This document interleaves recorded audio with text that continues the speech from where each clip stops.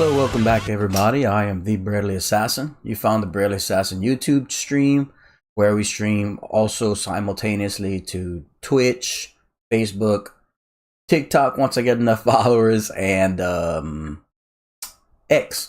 So anyway, welcome back everyone. I know it's been a while, but we've been knocking out some streams. I'm very proud to say that it's been about a week that we're back. And we got a little bit of activity as we were fully expecting. The viewer counts are low and whatnot, but we are rebuilding the community. So I figured we'd get back into some streaming, and then of course I've been doing a lot of video uploads and a lot of short uploads and everything I can do to bring awareness to the channel. But like we used to do in the past, I like to cover some recent news and activity in the crypto world, answer some questions anybody might have, just go over the market in general. So instead of beating around the bush, being that we've had a week of streams in to get a little bit more acclimated, we're going to move right into the current market conditions. So let's pop on over to the mainstream real quick. And here we are, ladies and gentlemen. Those of you who remember me from 4 years ago might recall this screen. This is what we call the mainstream, the main scene, where we can go over the current market conditions. I do highlight some of my holds and long-term favorite coins and just coins that I like in general, which are there. The tickers are there at the top, where you see we have Bitcoin at 82.7, Ethereum at right at about 2K, Cardano hovering around 75 cents, Dogecoin down to 17.5 cents, VeChain down to 2.5 cents, and LFGO, my favorite meme coin in the entire space. It is a Solana based coin at 0.0004 cents. That is a $444,000 market cap for those that are interested. Looking at the top 7 coins there on the market cap list, you can see XRP at $2.20 and Solana at about $1.30. $128. The market's down as a whole in comparison to the last couple of months. Well, in comparison to basically since Trump took office, we had a lot of activity, a lot of ups and downs. A lot of it is in relation to the presidency activities with the crypto reserve being introduced, and we had a spike there, but then it came back down due to the tariff issues and a lot of political things. So crypto has been bouncing around pretty violently, to say the least, since his presidency. But here we are, and this is it. So I do have, as you can tell by the thumbnail, I did have a little bit of news I put together for everyone. I used to do that quite often. It gives a reason for the stream to happen, and people can go back and look throughout the day that missed the stream and just get a quick update on happenings around the crypto world. So we are going to move into display capture and cover those really quickly.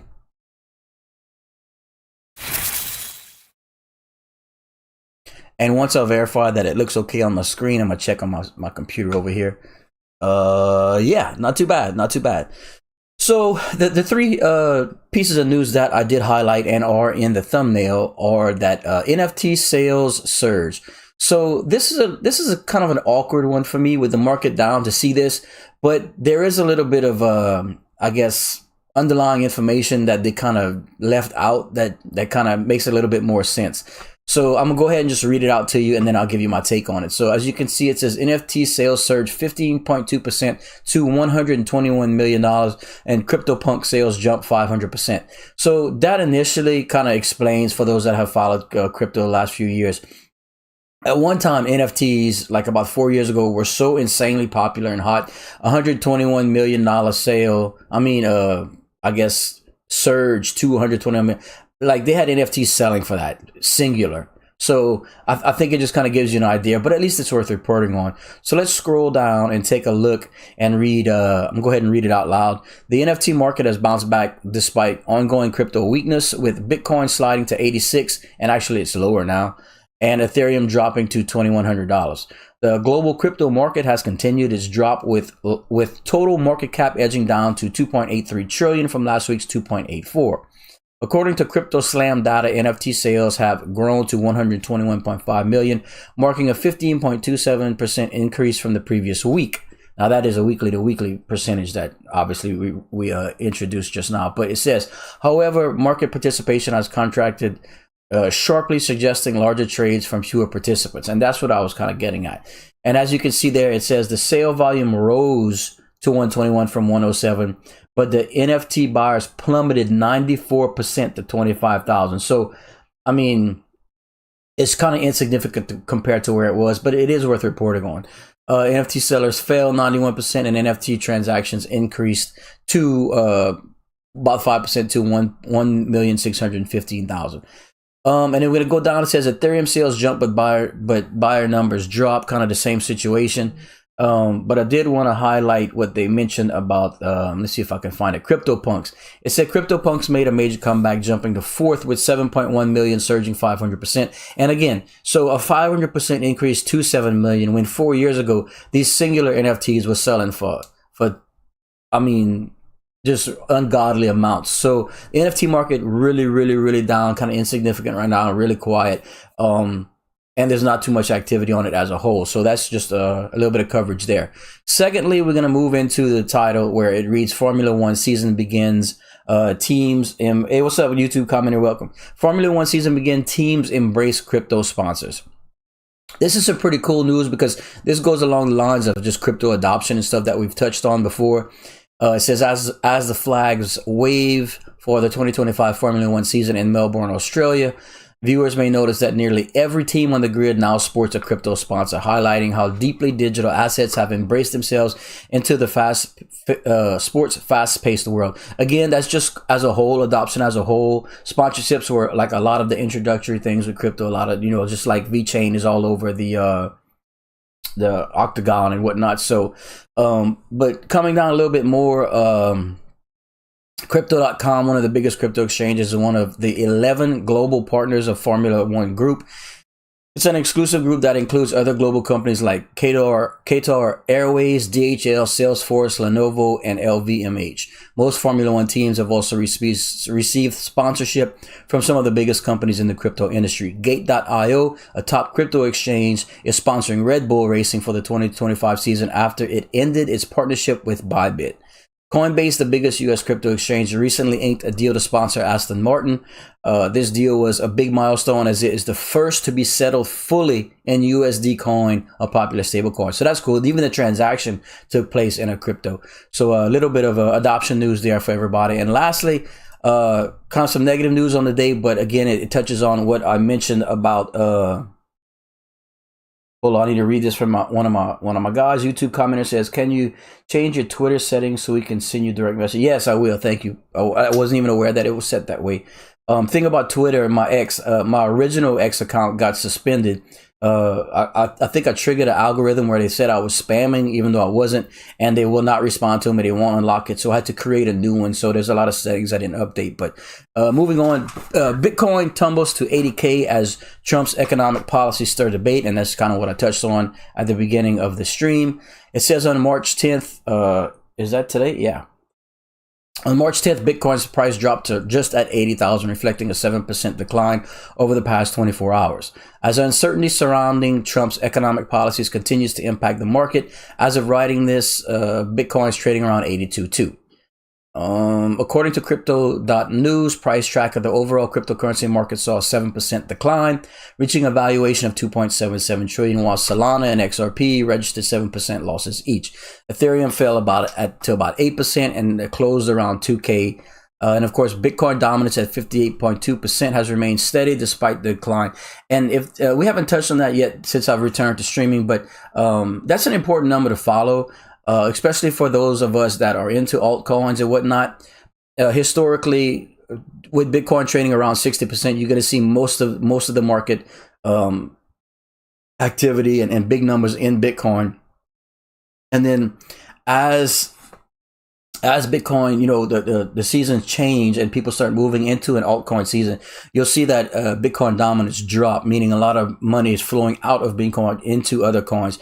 And then once it usually historically drops below like 50% or something, you can start seeing what we call an altcoin season, where a lot of that outflow moves into altcoin. You start seeing a spike in altcoins and hopefully leading up to a super cycle where we can really make some money.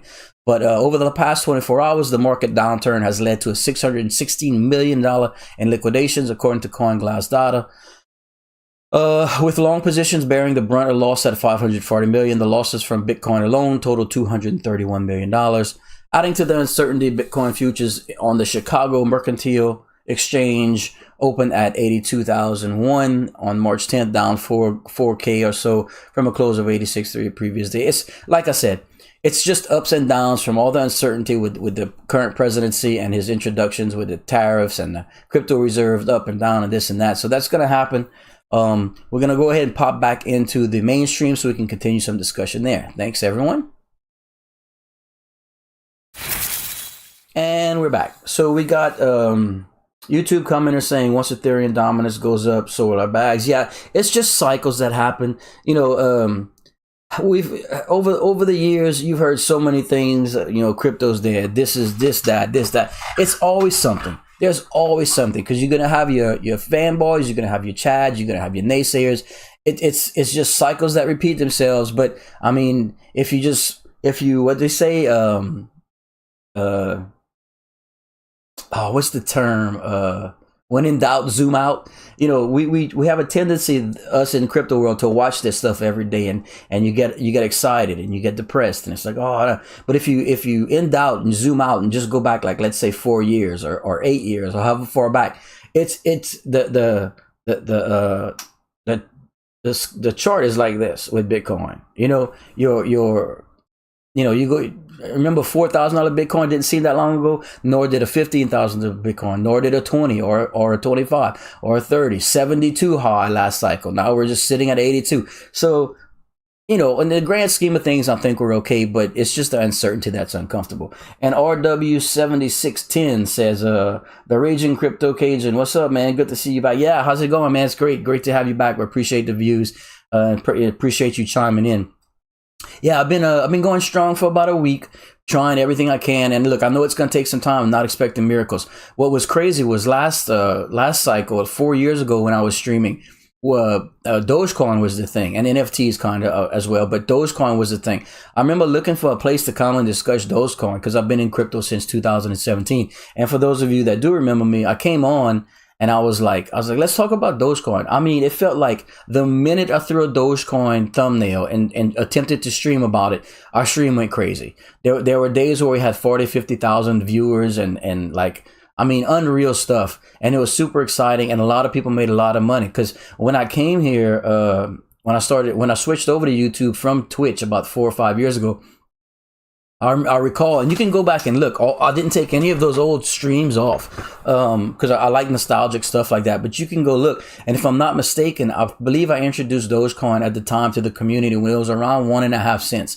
It was definitely fluctuating around 2 cents because I remember there was days when I'd stream for 6 or 7 hours just to watch it move from like 1.5 to 2 cents, and we were freaking out. So those that remained with me throughout the entirety of that year or so, year and a half that I streamed about it, it did get up to the 72 cent mark with the highlight of the Elon Musk going on SNL and you know doing the Doge thing, you know.